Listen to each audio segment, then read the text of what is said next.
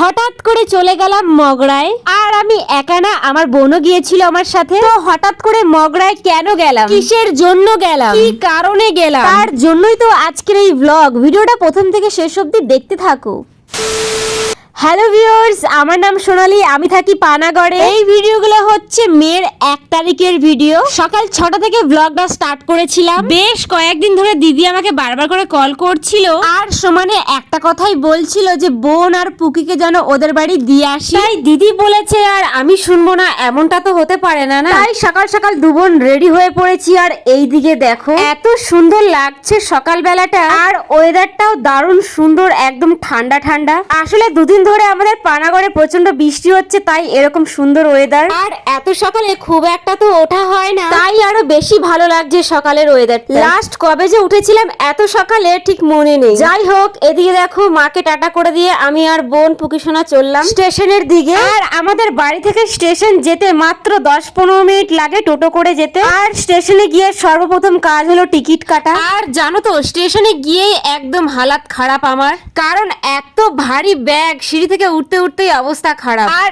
আমার মনে হচ্ছিল আমার থেকে আমার ব্যাগের বেশি ওয়েট। যাই হোক, কষ্ট মষ্ট করে স্টেশন চলে এসেছি।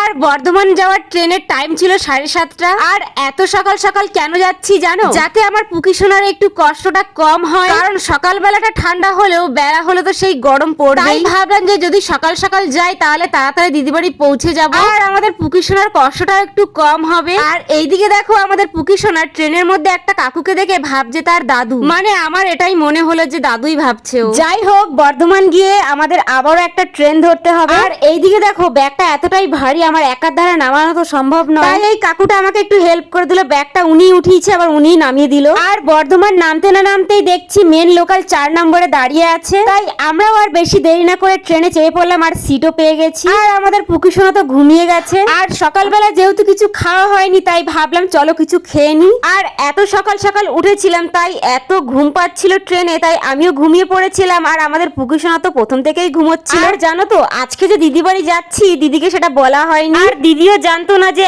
আজকে আমরা যাচ্ছি ওদের বাড়ি। কিন্তু দিদি আমার ভিডিও দেখেই বুঝতে পেরে গেছে যে আমরা ওদের বাড়িই যাচ্ছি। সকালবেলা একটা ভিডিও পোস্ট করেছিলাম, ওটা থেকে ও বুঝতে পেরেছে যে হ্যাঁ ওদের বাড়ি যাচ্ছি। তাই দিদি আমাকে সঙ্গে সঙ্গে কল করে বললো, কিরে তোরা আমাদের বাড়ি আসছিস নাকি? আমি দিদিকে বললাম তুই কি করে জানলি যে আজকে তোদের বাড়ি যাচ্ছি? ও বললো তোর ভিডিও দেখেই বুঝতে পেরেছি। যাই হোক, দিদি বাড়ি যাচ্ছি আর ডিঙ্কাও রয়েছে, ওর জন্য তো কিছু নিয়ে যেতে হবে। তাই ভাবলাম চলো একটা মাজাই নিয়ে যাই। আর এইদিকে দেখো দিদি বাড়ি চলে এসেছি। আর জিজুকে বলছি যে তুমি খুশি তো, তোমার দুটো শালি চলে এসেছে তোমাদের বাড়ি। আর আমার জিজু এত ইয়ার্কি করতে পারে কি বলবো। আর যাই হোক, দিদি বাড়ি এসে দেখছি দিদি ডিঙ্কাকে খাওয়াচ্ছে, আর সেই ফাঁকে আমাকে আর বোনকে দুজনকেই খাইয়ে দিল ভাত।